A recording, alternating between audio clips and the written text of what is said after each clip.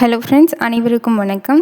இன்றைக்கி எதை பற்றின வீடியோ அப்படின்னு சொல்லி பார்த்தீங்கன்னா, இந்த வருடத்திற்கான சூரிய கிரகணம் அப்படிங்கிறது வரப்போகுது. அதை பற்றின அப்டேட்டு கொடுக்கறதுக்காக தான் இந்த வீடியோ.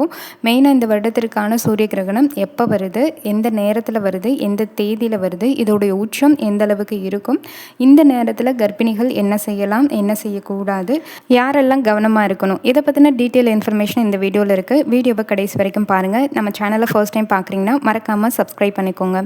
வாங்க வீடியோக்குள்ளே போகலாம். பொதுவாக சூரிய கிரகணம் அண்ட் சந்திர கிரகணம் ரெண்டுமே வருஷத்துக்கு 2லேருந்து 3 டைம் வரும். ஒரு கிரகணம் அப்படிங்கிறது நம்ம நாட்டில் தெரியுது அப்படின்னா இன்னொரு கிரகணம் தெரியாமல் கூட இருக்கலாம். சில நேரங்களில் 2 கிரகணமே நம்ம இந்தியாவில் தெரியாமல் கூட இருக்கலாம்.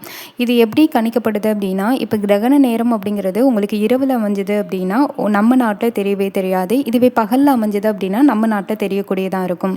இந்த வருடத்திற்கான சூரிய கிரகணம் அப்படிங்கிறது ஆகஸ்ட் மாதம் தான் நடக்க இருக்குது. அதுவும் ஆகஸ்ட் 12ஆம் தேதி புதன்கிழமை தான் இருக்குது. இந்த சூரிய கிரகணம் கரெக்டாக இன்னையிலேருந்து ஒரு 9 நாள் தான் இருக்குது நடைபெறதுக்கு. இந்த சூரிய கிரகணம் எந்த நேரத்தில் நடக்குது அப்படின்னா இரவு நேரத்தில் தான் நடக்குது. அதனால இந்தியாவில் தெரியுமா தெரியாதா அப்படின்னு சொல்லி பார்த்தீங்கன்னா இந்தியாவில் தெரியாது.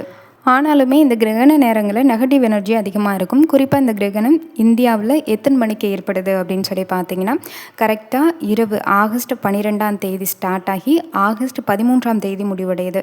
இரவு 9:02 ஆகஸ்ட் 12ஆம் தேதி இரவு 9:02 ஸ்டார்ட் ஆகி அடுத்த நாள் காலையில் விடிய காலையில் 1:28 ஆகஸ்ட் 13 1:28 முடிவடையுது. கிட்டத்தட்ட இந்த நேரம் அப்படிங்கிறது 4.5 மணி நேரம் வரைக்கும் இந்த சூரிய கிரகணம் அப்படிங்கிறது நடக்க இருக்குது. இதோடைய உச்சம் அப்படிங்கிறது ஒன்று இருக்கும். அதாவது சூரிய கிரகணம் உச்ச நிலையில் இருக்கக்கூடிய ஒரு டைமிங் அப்படிங்கிறது இருக்கும். அந்த டைம் என்ன அப்படின்னு பார்த்தீங்கன்னா 10:47க்கு இந்த கிரகணம் அப்படிங்கிறது உச்ச நிலையில் இருக்கும்.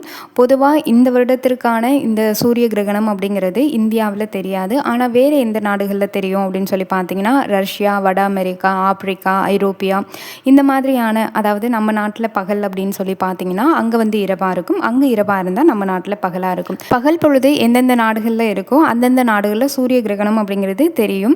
குறிப்பாக அதிகாரப்பூர்வமாக இந்தியாவில் சூரிய கிரகணம் அப்படிங்கிறது தெரியாது. ஆனால் இந்த கிரகண நேரங்களில் நெகட்டிவ் எனர்ஜி அதிகமாக இருக்கிறதுனால கொஞ்சம் கர்ப்பிணிகளும் சரி, அதே மாதிரி குழந்தைகள், ரொம்ப முதியவங்க, இவங்க எல்லாருமே கவனமாக இருக்கிறது அவசியம்.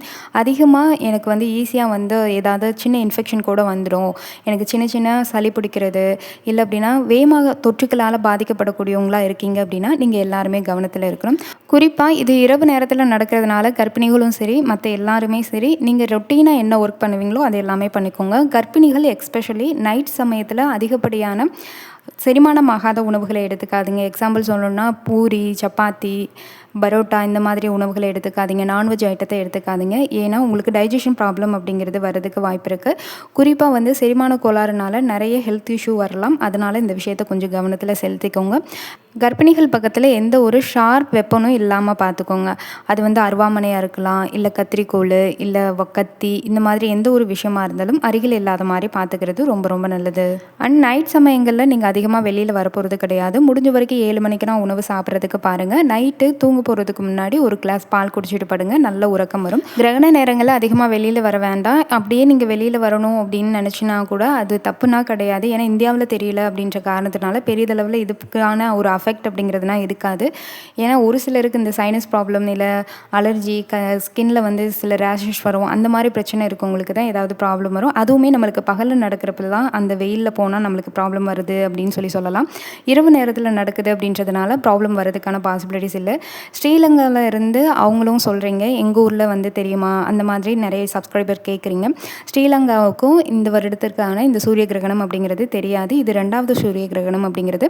இந்த சூரிய கிரகணம் ஸ்ரீலங்காவிலையும் தெரியாது.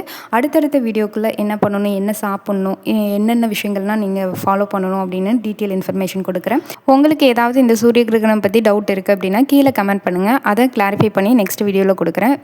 இந்த வீடியோ பயனுள்ள வகையில் மறக்காமல் லைக் பண்ணுங்கள். தேங்க்யூ.